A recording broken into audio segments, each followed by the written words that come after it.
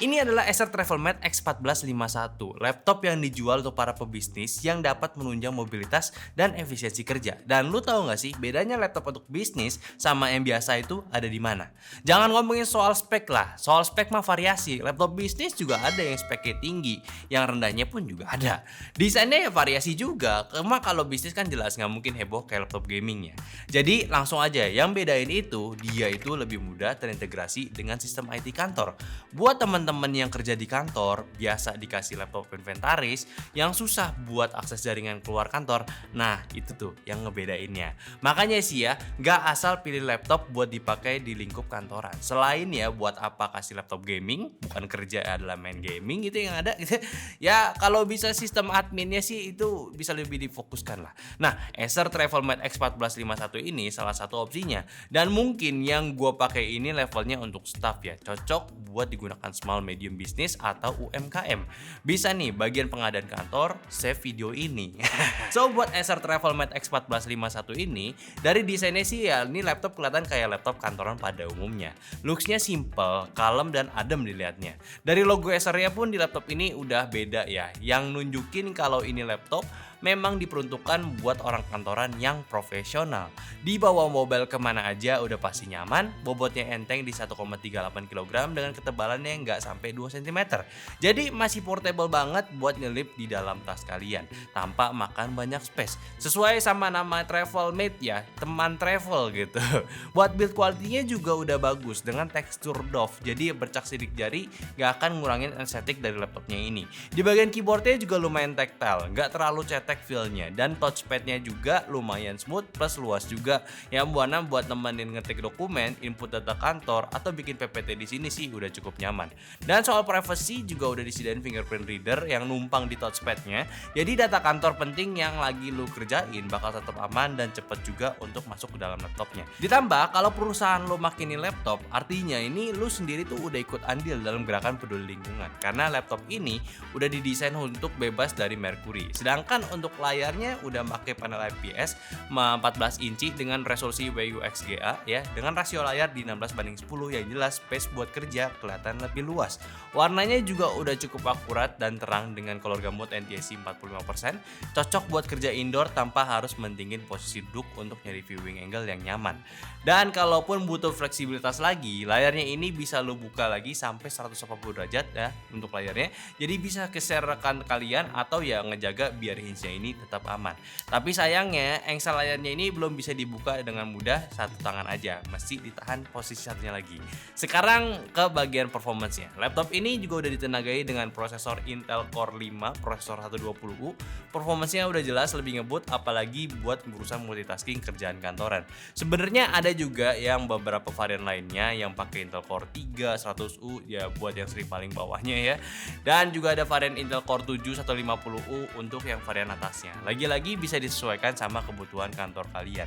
Dan urusan grafis juga udah terintegrasi langsung dengan Intel Graphics yang cukup capable buat di kebutuhan visual ringan. Desain Canva, ngulik prototype di Figma, sampai edit video ringan di CapCut masih bisa dijalani dengan lancar. RAM-nya pakai DDR5 8GB, tapi tenang masih bisa di-upgrade sampai 32GB.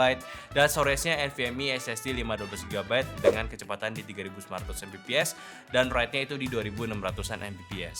Akses data cepat, waktu boot singkat, dan juga respons sistem semua kerasa mulus. Storage-nya pun juga masih bisa lo upgrade sampai dengan 1TB. Dan buat OS-nya juga di laptop ini pun udah tersedia dalam dua pilihan ya, yaitu Windows 11 Home buat pengguna umum dan Windows 11 Pro yang lebih direkomendasikan buat kebutuhan bisnis ataupun perusahaan.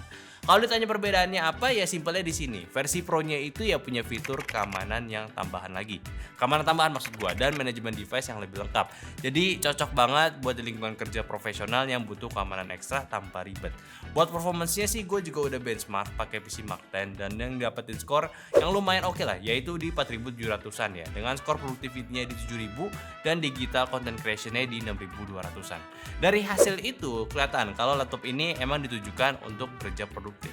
Skor productivity yang tinggi nunjukin kalau urusan ngetik-ngetik dokumen, spreadsheet, sampai multitasking yang lain, ya sementara skor digital content creation-nya ini di atas 6 ribuan itu nunjukin masih bisa cukup buat kerjaan kreatif ringan ya, kayak yang udah gue jelasin tadi si spek yang satu ini. Dan buat skor benchmark lengkapnya lu bisa lihat aja di layar, kayak di Cinebench R15 CPU single-nya itu 2255, R15 CPU multicore-nya itu di 1200-an. Lalu untuk Cinebench R23 yang single-nya itu 763 dan Cinebench R23 multinya itu di 1800-an. Kalau 3D Mark time spy-nya itu di 3300-an dan fast track-nya dapat di 1200-an. Tes baterai kita udah tes local video playback full HD ini bisa bertahan selama 4 jam 36 menit dengan spesifikasi brightness 25% dan volume speakernya di 20%. Ya sebenarnya udah lumayan lah untuk laptop yang satu ini. Masih cukup powerful untuk digunakan di ruang lingkup pekerjaan ya. Laptop ini pun juga udah disediain webcam HD ya, lengkap dengan privacy shutter fisik. Hal yang simple tapi penting banget buat jaga-jaga semisal lagi mau off cam pas meeting sama klien atau atasan. Dan buat kualitasnya ya sewajar kamera depan laptop aja sih. Tapi seenggaknya di laptop ini udah disediain fitur AI yaitu Acer Private View, semacam fitur Windows Studio Effect gitulah. Dan dilengkapin juga dengan mikrofon ganda dengan support Acer Private Voice ya. Jadi ini berbasis AI juga yang bisa ngurangin suara bising di sekitar secara pintar. Cuma kalau lu masih mikir ini laptop bisa main seberpang atau enggak, ya disitulah mindset lu harus diatur sedikit lagi ya. Karena ini laptop memang peruntukannya bukan buat main game, tapi lebih ke mobile performance yang bisa dipakai kerjain tugas kantor dengan nyaman. Buat pengalaman audionya di laptop ini pun punya volume yang lumayan mantap, soalnya juga dapat support tuning Acer True Harmony yang udah kerjasama sama DTS Audio ya. Meskipun buat beberapa detail suara masih kurang, terutama buat bassnya yang masih kerasa tipis ya, tapi ini masih oke lah. Dari sisi konektivitas laptop ini pun juga nggak pelit, portnya sama sekali itu bagus, sudah lengkap ya. Dan untuk kebutuhan kerja profesional udah oke. Ada 2 Thunderbolt USB 4 ya, dan berguna bisa lo pakai transfer data super cepat, ngecas, bahkan nyambung ke monitor eksternal. Dan lainnya pun ada port 2 USB A, terus ada audio jack, HDMI, LAN RJ45, Razer Kensington Lock, tambahan slot micro SD slot juga masih ada. Dan kalau ngomongin buat koneksinya, yang wireless ini laptopnya udah pakai Wi-Fi 6E dan Bluetooth-nya versi 5.3 yang jelasnya punya kecepatan lebih cepat, lebih stabil dan juga latensinya lebih rendah. Tambahan juga untuk yang ngebedain dari mode laptop yang umum, jelasnya untuk keamanan di sini udah dilengkapi dengan Discrete TPM 2.0 yang berfungsi buat nyimpen data enkripsi secara aman. Jadi kalaupun laptopnya ini hilang atau dicoba diakses orang lain, di data dalamnya ini tetap terlindungi dengan aman. Sisi softwarenya pun juga Acer juga udah nyediain ProShield Plus ya, Security Manager. Jadi lewat aplikasi ini lu bisa ngatur keamanan sistem lebih dalam lagi. Ya mulai dari file encryption dan decryption juga biar data sensitif tetap aman, file shredding juga biar hapus file tanpa jejak, sampai ada security report yang bakal ngasih notifikasi kalau ada akses mencurigakan ke sistem lu. Dan yang gak kalah penting juga buat urusan after sales-nya ya, Acer juga udah punya jaringan service center yang luas banget. Ada lebih dari 500 lokasi yang tersebar di berbagai kabupaten dan juga kota di 36 provinsi di Indonesia. Jadi nggak perlu khawatir lah kalau butuh servis ataupun perawatan. Dukungannya udah jelas, gampang ditemuin di mana aja. Jadi simpulannya, kalau lu sedang mencari laptop untuk kerja di scope yang lebih besar ya tentunya, bukan buat pribadi aja ya, laptop ini memang ada pilihan khususnya. Apalagi kalau mau gunain laptop untuk banyak karyawan dan juga banyak data penting agar nggak gampang kesebar dari internal kantor. Ya bentukan laptop seperti ini sih cocok buat kalian pilih. Yang jelas laptop ini kan dipakai untuk Microsoft Office umumnya. Ini sih masih oke banget lah buat dipakai. So bisa sih kalian consider ini sama laptopnya ya. Bye-bye, tinggal di kontak Acer aja kalau kalian tertarik. Tapi kalau kalian penasaran banget sama laptop yang satu ini, mau dapet harga yang oke ya, lu bisa cek aja di bawah. Gua kasih link, kasih emailnya biar lu bisa kontak langsung. Tapi seperti biasa kalau kalian beli mungkin lu bisa belinya di Acer Swift ya kalau di e-commerce biasa ya. Ya beda lah. Tapi ya udahlah. Jadi silakan aja kita diskusi. Ini kira-kira laptop kantor itu butuh nggak sih data privasi sekuat itu ya? Silakan aja kita diskusi di bawah.